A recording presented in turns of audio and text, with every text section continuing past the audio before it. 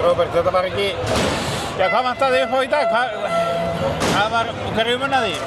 Það var eiginlega bara, mér fannst eiginlega bara allt. Mér fannst ég ekki nóg, beitti bara ekki nóg mikil, orkustig, ekki nóg, ekki góð staðan að skilur, þannig að við vorum eiginlega bara lélegir og við skorum slatta mörkum eitthvað, fólk voru eiginlega bara eiga inni, við klukkum það ekki varnarlega og ef við gerum það, þá fengum við bara 2 mínútur og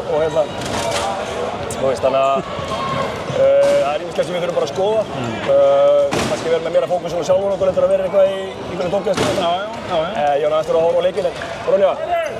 En svona varnarleikurinn var svona ekki lík, þið voru ekki líkir ykkur þar. Já, við bara svona datt bara rosalega mikið með þeim skilu og við verðum eitthvað að saxa og bara kosta upp boltana til þeirra og þannig að við vinnum ekki handboltaleiki í sama móti hvernig það er sko ef við spilum svona sko. Þannig að við þurfum bara að fara við bara leggjumst við þetta og svo mætum við bara næsta leik. Já, það er bara leikur aftur á mánudaginn og... Já, og ég held að enginn af okkur sé þreyttur eftir þennan leik, þannig að... Nei, það virtist nú heldur ekki verið í upphæfi leiks, menn lupu.